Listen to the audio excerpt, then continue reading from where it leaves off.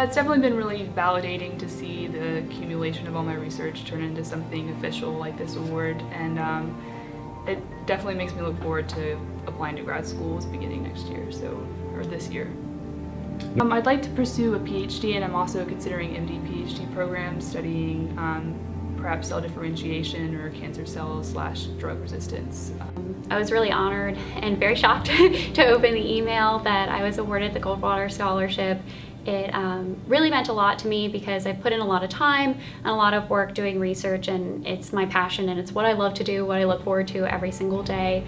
So it was really validating to me. Clemson has given me lots of opportunities, and I really feel as though hopefully this kind of maybe might be good for Clemson too. I really appreciate all the opportunities I've received here. So it's really nice to know that all the time that my mentors have invested in me, that, you know, there's something to get back. They've just been a very inspiring opportunity to be a part of while at Clemson. I plan to pursue a PhD in probably microbial pathogenesis or molecular microbiology.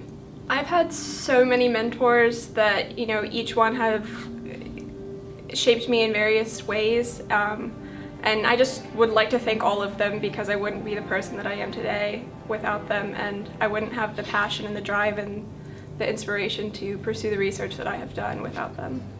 We kind of have a kind of unique and tight-knit, kind of almost family, just because, you know, You see people constantly Yeah. in other labs, yeah.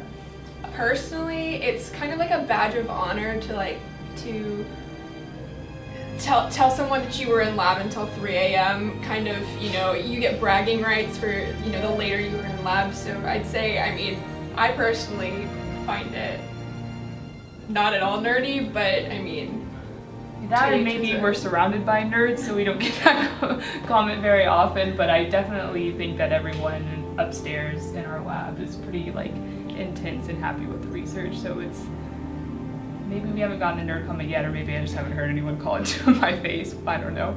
Yeah, I would actually say, you know, you don't ever think of yourself as being a nerd because it's just kind of what you do every single day. But a lot of my friends, actually, they're pretty much in a lot of different majors. So packaging science, architecture, you know, all of these different majors. And so they're not as necessarily familiar with the research that I do. And so I'll catch myself sometimes saying things about normal stuff I do in lab and normal things that I talk about to the other people I work with in lab. And they'll look at me bizarrely. I think I want, as with an MD PhD, if that's the path I pursue, I'm hoping that 20 years down the line, you know, I'm in a setting to where my research is really kind of multidimensional, and it's about collaboration and making as much of an impact as you can with your field. As someone who wants to be a professor, I can say that a lot of my mentors that are in the academic setting do say that you do not get into science for the money, because it takes a while to get to that point, and so you really have to have a passion to kind of stick it out until you really establish yourself. And so if you don't have that passion and you don't have that drive just to explore and that curiosity, then you kind of become jaded and can easily just get disheartened by a lot of the things that surround science, whether it's bureaucracy or just failed experiments. So I mean, especially, I'd say certainly that wanting to leave a positive impact and actually reach people is certainly a strong motivation for me personally, but it seems that way for them as well. I think it's really the passion and the drive and the motivation to accomplish something that's really going to help people down the road is what really kind of gets you up every morning, because science is hard. Case in point, staying up till 3 a.m. or however late, early morning hours, you wouldn't be there if you weren't actually in it to discover something and to help others. It's definitely something where you get out what you put in.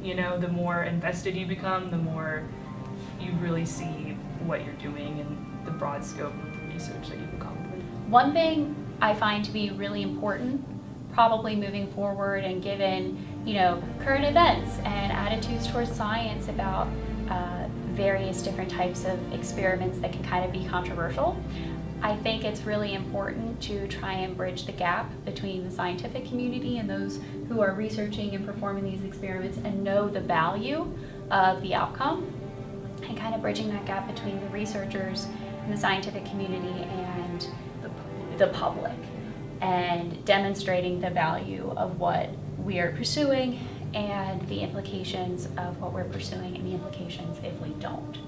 And I think that's something that's really important and very relevant now.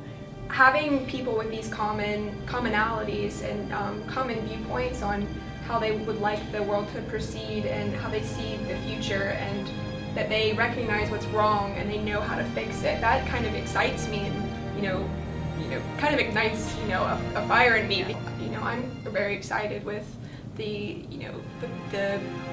future generation that we are, and to see what we come up with.